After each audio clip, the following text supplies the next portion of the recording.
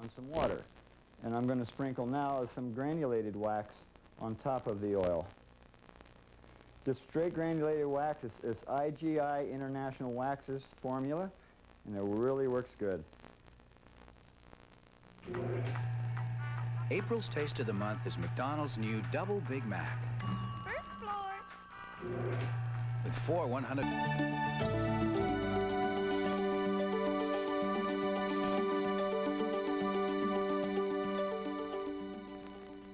Okay, I'm going to put some of this bunker oil, crude oil, on the water. Now, for the past 25 years, Willie Nelson, who you hear talking there, has been fascinated by wax. He's been experimenting with the stuff most of his life. His work, however, has gone largely ignored, but now he's being flown to Chernobyl to help seal plutonium leaking from the reactor. We're looking at Willie Nelson's lab in Perth, Ontario, and Willie's doing an experiment with wax. Willie, what are you doing? I just finished putting some crude oil on some water, and I'm going to sprinkle now some granulated wax on top of the oil. Granulated wax. I've never heard of it. Granulated wax is IGI International Waxes formula, and it really works good. So what are you doing now? You're soaking up some oil? Yeah, I'm soaking up the oil with the granulated wax. Should form into a solid. There's our solid wax. This is absolutely amazing stuff. I have another container.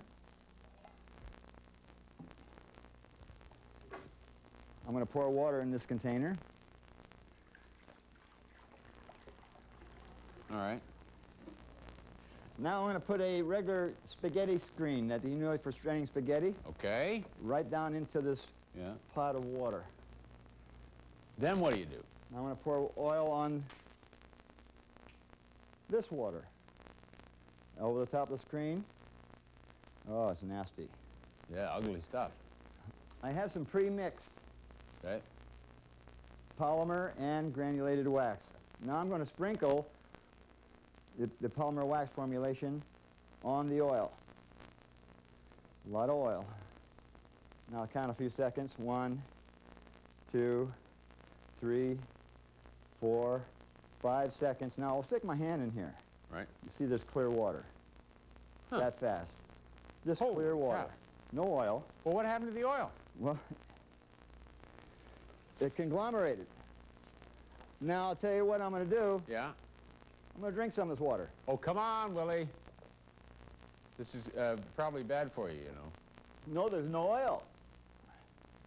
If these things work as well as they appear to work in these experiments, and as well as you say they do, why is it that Exxon didn't get back to you after the Valdez spill? Well, the hour Exxon happened, I was watching it on TV. Yeah.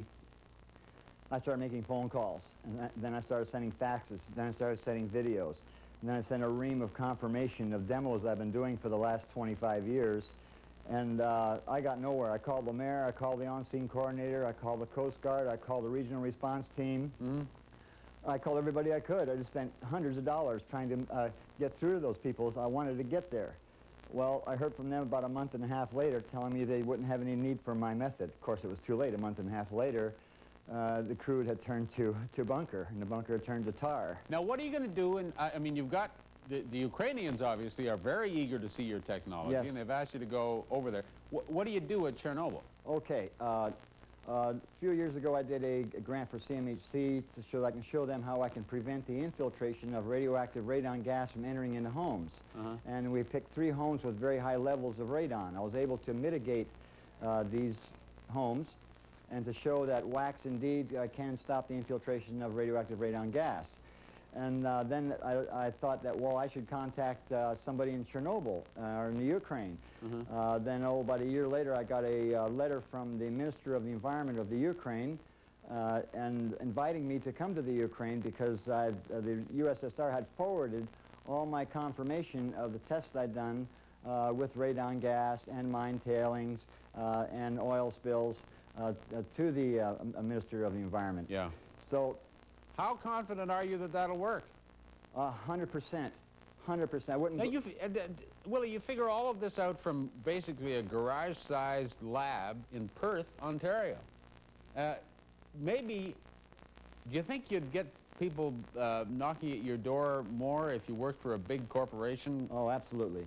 Yeah. So why don't you? If I had credentials, if I had a Yeah. PhD degree in ecology and a few degrees and a card that said scientist on it or something, Yeah. maybe they might listen to me.